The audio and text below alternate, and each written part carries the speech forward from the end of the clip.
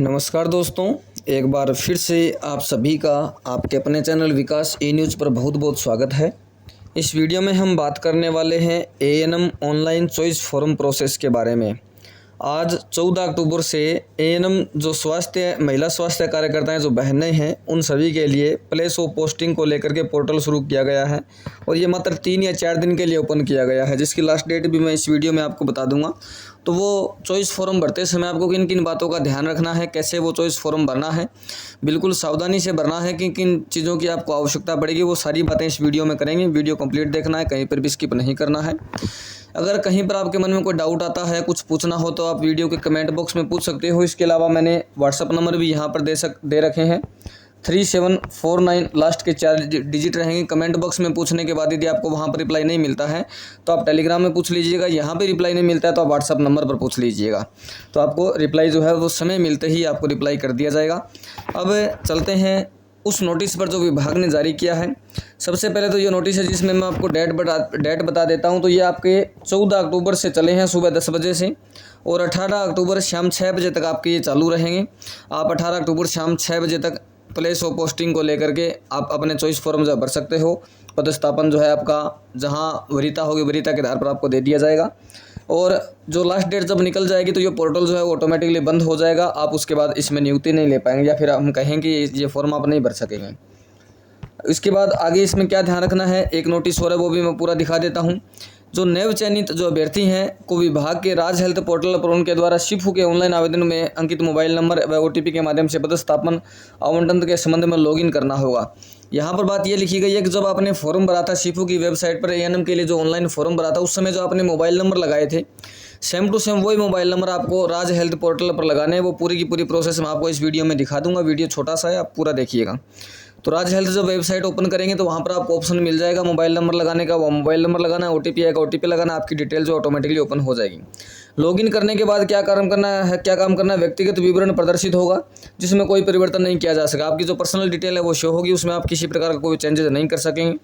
अभ्यर्थी को वर्तमान निवास स्थान को पुनः भरने हेतु उसका स्थान उपलब्ध होगा जो कि भरना अनिवार्य है। वहाँ पर आपको प्रेजेंट में आप कहाँ रह रहे हैं ऐसा एक ऑप्शन देखने को मिल जाएगा। वो आप अपनी इच्छा अनुसार जो है जहाँ वर्तमान में रह रहे हैं वो ऑप्शन आपको भर देना है। अभ्यर्थी को पोर्टल पर पति के राजस्थान सरकार की नियमित सेवा में होने या शिफू की वर्तमान किसी नियमित भर्ती में चयनित होने की स्थिति में संबंधित विवरण भरने का विकल्प भी वहां पर आपको मिलेगा। उक्त की पुष्टि नियंत्रण अधिकारी द्वारा कार्य ग्रहण करवाते समय की जाएगी एवं गलत झूठी सूचना अंकित करने पर संबंधित आवेदक का पदस्थापन आदेश निर्दिष्ट करते हुए अनुशासनिक कार्रवाई प्रस्तावित भी की जाएगी। मतलब कि ये दिया गया ऑप्शन कि अगर आपका जो एएनएम जो महिलाएं हैं उनके यदि हस्बैंड किसी गवर्नमेंट जॉब में है, नियमित सेवा में है सरकार की, राजस्थान सरकार की, या फिर शिफू के किसी वर्तमान किसी नियमित भर्ती में वो चयनित हैं, तो आप उसका विवरण वहाँ पर दे सकते हैं। उससे फ़ायदा ये होगा कि आपको जो पदस्थापन मिलेगा, जो एड्रेस आप भर रहे हो पति के जो जॉब करने का, तो हो सकता है उस पदस्थापन पर आपको वहीं पर उसके आसपास ही आपको नज़दीक में प्लेस ऑफ पोस्टिंग मिल जाए। लेकिन जो इसमें झूठ बोलेगा, झूठ बोलने का मतलब ये है कि हस्बैंड की ही जॉब है नहीं, लेकिन नज़दीक में ड्यूटी लेने की चाह में या फिर नज़दीक में ड्यूटी लेने की लगन में अगर आपने गलत विवरण यहाँ पर दे दिया कि हस्बैंड जॉब में है और वहाँ पर जॉब करते हैं और उसी वरीयता के आधार पर अगर वहाँ पर आपको जॉब मिल जाती है तो उसका वहाँ के जो नियंत्रण अधिकारी उनके द्वारा कार्य ग्रहण करवाते समय पुष्टि की जाएगी, चेक किया जाएगा। अगर उसमें कोई प्रकार की गलत सूचना पाई जाती है तो आपका जो पदस्थापन आदेश है वो निरस्त कर दिया जाएगा। अभ्यर्थी को प्रदर्शित होने वाले रिक्त स्थानों की सूची में से नॉन टीएसपी एरिया में कम से कम 50 और टीएसपी एरिया में कम से कम 20 विकल्प आपको भरने होंगे। कम से कम 50 का मतलब ये है कि आप अगर 49 भरते हो तो आपका वो फॉर्म है वो सबमिट नहीं होगा। कम से कम 50 तो आपको टीएसपी में करने पड़ेंगे, माफ़ी चाहूँगा नॉन टीएसपी में करने पड़ेंगे, और कम से कम 20 जो है आपको टीएसपी एरिया में भरने होंगे। कम से कम यदि आप इतना करते हो तभी आपका फॉर्म जो है वो सबमिट होगा। लेकिन ज़्यादा से ज़्यादा की किसी प्रकार की कोई सीमा नहीं है, मैक्सिमम आप कितने भी भर सकते हो। अभ्यर्थी द्वारा एक बार सबमिट करने के पश्चात एडिट का ऑप्शन आपको मिलेगा नहीं, और उसके बाद अभ्यर्थी द्वारा अधिकतम विकल्प भरने के संबंध में कोई सीमा नहीं है, यह भी साफ साफ लिखा हुआ है। वह प्रदर्शित हो रही समस्त रोस्टर कम मेरिट के अनुसार होगा। एक मिनट दोबारा इस लाइन को पढ़ते हैं। वह प्रदर्शित हो रही समस्त रिक्तियों का विकल्प भी अंकित कर सकता है। चूंकि विकल्प के आधार पर पदस्थापन का जो आवंटन रोस्टर कम मेरिट के अनुसार होगा, अतः अभ्यर्थी को अधिकाधिक विकल्प भरने की सलाह जो है वो दी जाती है। यदि अभ्यर्थी द्वारा भरे गए विकल्पों से रोस्टर अनुसार कोई भी रिक्त स्थान उपलब्ध नहीं हो पाता तो ऐसे अभ्यर्थी में ऑनलाइन सिस्टम द्वारा शेष रिक्त पदों पर रैंडम आधार पर आपको आवंटन किया जाए। कहने का मतलब ये है कि आपने ज़्यादा से ज़्यादा या फिर आपने थोड़े से जो मिनिमम कहा गया 50-60 अगर आपने इसमें चॉइस फिलअप की है और आपकी वरीयता के आधार पर अगर आपको वो 50-60 में से किसी भी नंबर नहीं आया है तो सिस्टम में जो रैंडमली तरीके से आपको कोई भी पोस्टिंग मिल सकती है। इसलिए विभाग ने पहले ही आपको कह दिया है कि आप अच्छे से जितने ज़्यादा हो सके उतने चॉइस विकल्प भर दीजिए ताकि उनमें से कोई ना कोई एक आपको मिल जाए।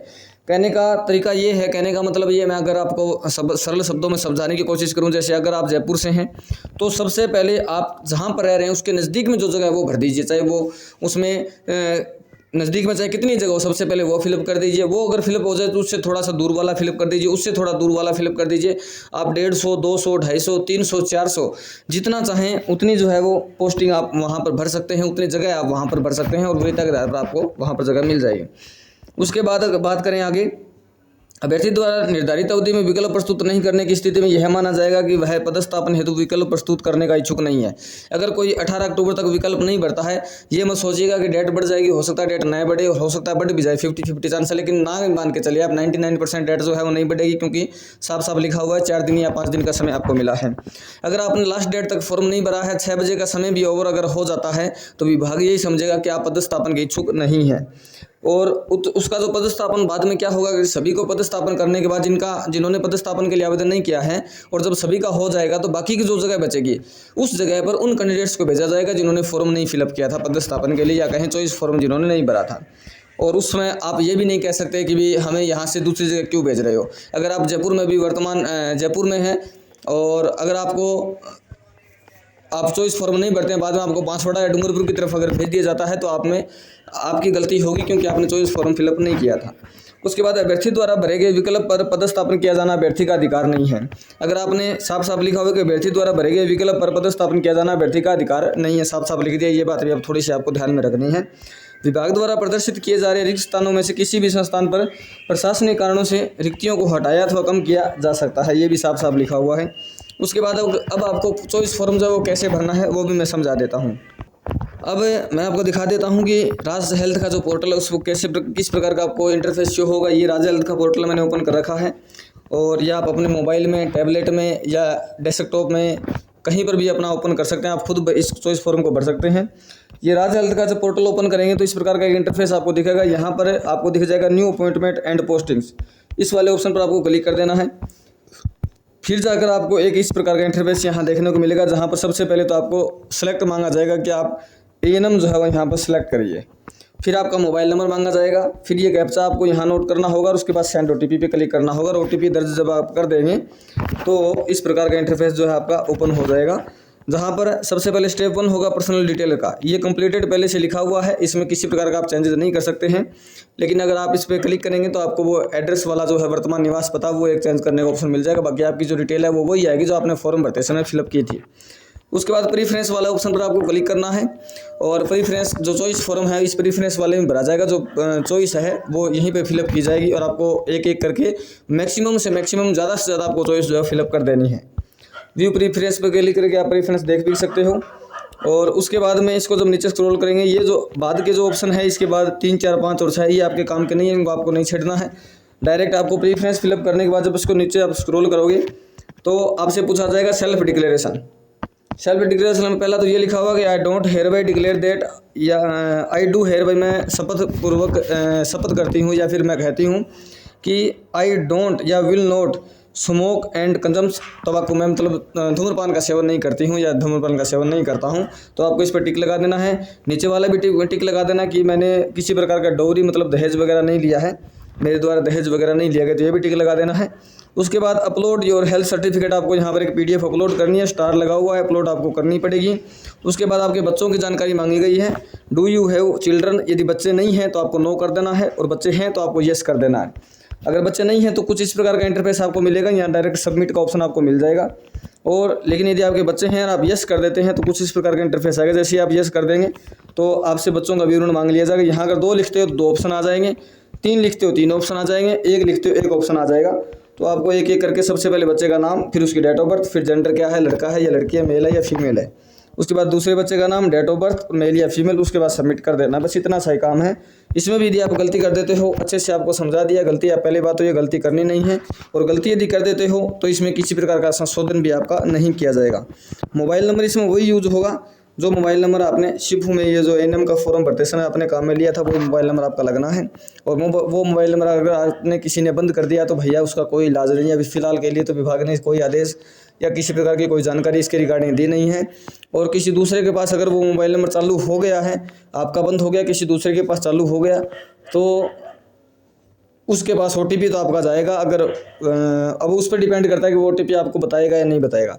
अगर उसकी जगह हम होते हैं तो हम किसी को ओटीपी नहीं दे सकते। आज के समय में ओटीपी किसी को देना मतलब खतरों से खाली नहीं है, तो सामने वाला ओटीपी बताना जो है वो बहुत ही मुश्किल है।